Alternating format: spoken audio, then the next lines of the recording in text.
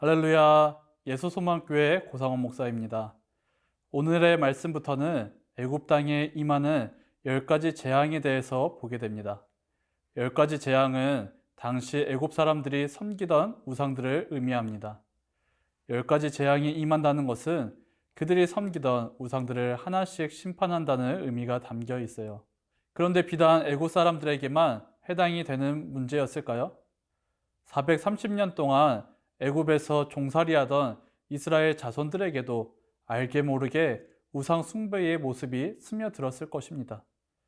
또 지금 우리에게도 하나님보다 더 혹은 하나님만큼 다른 것을 더 사랑하고 의지하려는 우리의 모습도 동일하게 있을 것이에요.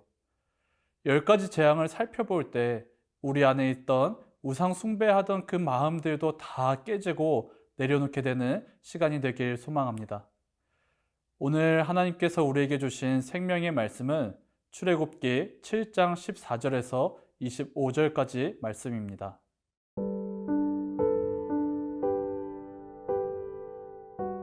출애굽기 7장 14절에서 25절 말씀입니다. 여호와께서 모세에게 이르시되 바로의 마음이 완강하여 백성 보내기를 거절하는도다. 아침에 너는 바로에게로 가라. 보라, 그가 물 있는 곳으로 나오리니 너는 나일 강가에 서서 그를 맞으며 그 뱀되었던 지팡이를 손에 잡고 그에게 이르기를 히브리 사람이 하나님 여호와께서 나를 왕에게 보내어 이르시되 내 백성을 보내라. 그러면 그들이 광야에서 나를 섬길 것이니라 하였으나 이제까지 네가 듣지 아니하도다. 여호와가 이같이 이르노니 내가 이로 말미암아 나를 여호와인 줄 알리라. 볼지어다 내가 내 손의 지팡이로 나일강을 치면 그것이 피로 변하고 나일강의 고기가 죽고 그 물에서는 악취가 나리니 애굽 사람들이 그 강물 마시기를 싫어하리라 하라. 여호와께서 또 모세에게 이르시되 아론에게 명령하기를 내 지팡이를 잡고 내 팔을 애굽의 물들과 강들과 운하와 못과 모든 호수 위에 내밀라 하라. 그것들이 피가 되리니 애굽 온 땅과 나무 그릇과 돌 그릇 안에 모두 피가 있으리라. 모세와 아론이 여호와께서 명령하신 대로 행하여 바로와 그의 신하의 목전에서 지팡이를 들어 나일강을 치니 그 물이 다 피로 변하고 나일강의 고기가 죽고 그 물에서는 악취가 나니 애굽 사람들이 나일강 물을 마시지 못하며 애굽 온 땅에는 피가 있으나 애굽 요술사들도 자기들의 요술로 그와 같이 행하므로 바로의 마음이 완악하여 그들의 말을 듣지 아니하니 여호와의 말씀과 같더라. 바로가 돌이켜 궁으로 들어가고 그 일에 관심을 가지지도 아니하였고 애굽 사람들은 나일 강물을 마실 수 없으므로 나일 강가를 두루 파서 마실 물을 구하였더라. 여호와께서 나일 강을 치신 후 이레가 지나니라. 10가지 재앙 중 첫 번째 재앙이 나오고 있습니다. 바로 나일강이 피로 변하게 되는 것이죠. 나일강은 그들에게 생명과도 같았어요. 한강이 우리에게 젖줄이듯 나일강은 그들에게 젖줄이자 생명이었습니다. 사막이 대부분을 차지하는 지역에서 강을 중심으로 비옥한 토지가 형성되고 사람들이 마신 물과 곡식의 열매 그리고 물속의 고기들을 통해 많은 생명을 품고 있는 나일강입니다.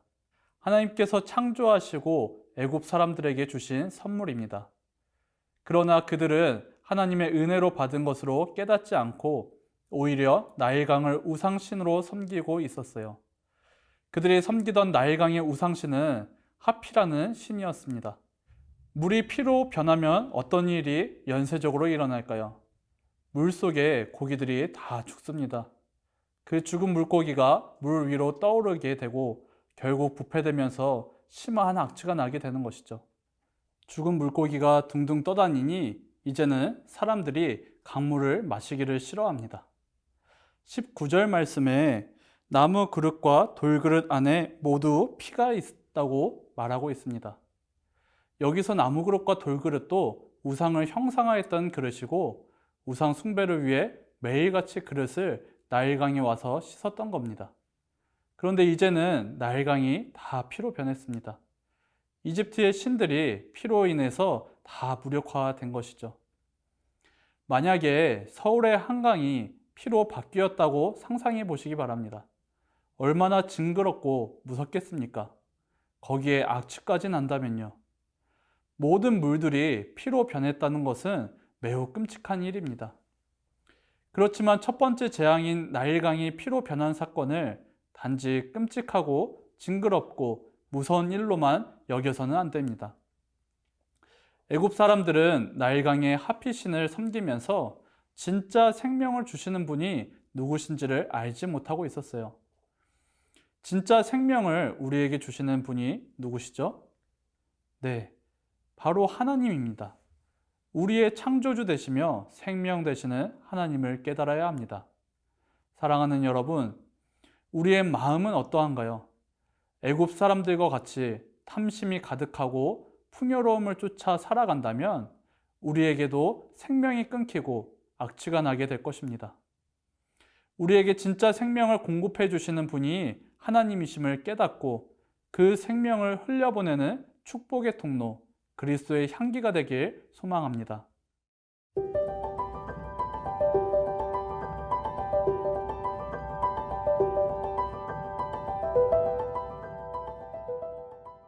(22절과 23절의) 말씀을 함께 보겠습니다. 애굽 요술사들도 자기들의 요술로 그와 같이 행함으로 바로의 마음이 완악하여 그들의 말을 듣지 아니하니 여호와의 말씀과 같더라. 23절 바로가 돌이켜 궁으로 들어가고 그 일에 관심을 가지지 아니하였고, 모세와 아론을 통해 나일강이 피로 변하였어요. 그러자 이번에는 바로가 애굽의 요술사들을 통해 똑같이 행합니다. 우리가 22절의 말씀을 보면서 저들의 능력도 대단하다고 오해하면 안 됩니다. 바로와 요술사들의 잘못된 판단을 정확히 봐야 합니다. 만약에 바로가 백성들을 생각하는 왕이라면요, 나일강을 똑같이 피로 바꿀 것이 아니라 피로 바뀐 나일강을 다시 물로 바꿔야 합니다. 그것이 진짜 능력이고 백성들을 위한 일입니다. 24절 말씀을 함께 보겠습니다. 애굽 사람들은 나일강 물을 마실 수 없으므로 나일 강가를 두루 파서 마실 물을 구하였다고 말합니다. 얼마나 목마르고 간절함이 있었겠어요. 그러나 바로에게는 전혀 관심이 없었습니다.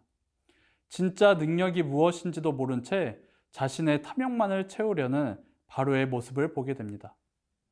바로는 궁으로 들어가고 그 일에 관심을 가지지도 않았다고 23절에 기록하고 있습니다. 저는 23절의 말씀이 너무나 큰 충격이었습니다. 어떻게 애굽 사람들은 물을 마실 수 없어서 난리가 났는데 바로는 그 일에 관심을 가지지도 않을 수 있었던 것일까요?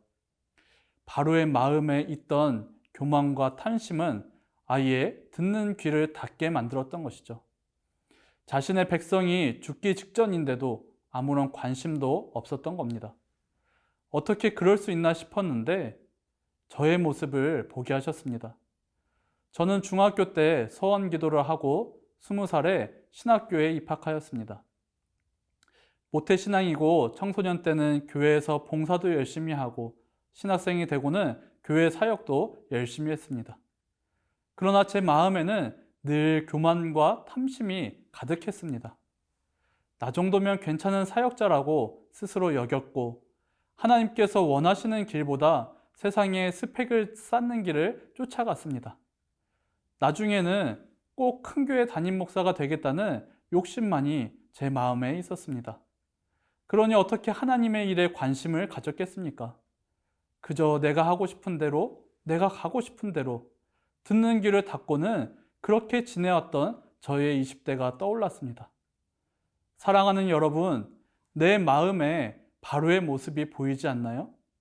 교만과 탐심으로 하나님의 일보다는 나만을 생각하며 달려가고 있지는 않나요? 오늘 첫 번째 재앙인 나일강이 피로 변하는 것은 그 모든 것을 깨뜨리는 순간입니다. 점점 완악해지는 바로를 닮아가는 것이 아니라 탐심과 교만이 깨어지고 하나님께 더욱 집중하는 저와 여러분이 되길 간절히 소망합니다.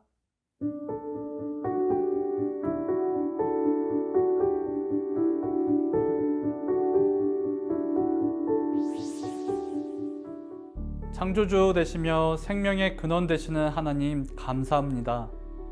하나님께서는 우리에게 생명을 허락하시고 넘치는 은혜를 주시는데 우리는 탐심과 교만함으로 하나님과 멀어지려는 나의 모습을 보게 됩니다. 나일강이 피로 바뀌었던 첫 번째 재앙의 의미를 다시 마음에 새기게 하시고 우리 마음에 오직 예수님만 붙잡는 하루가 되게 하옵소서. 예수 그리스도의 이름으로 기도합니다.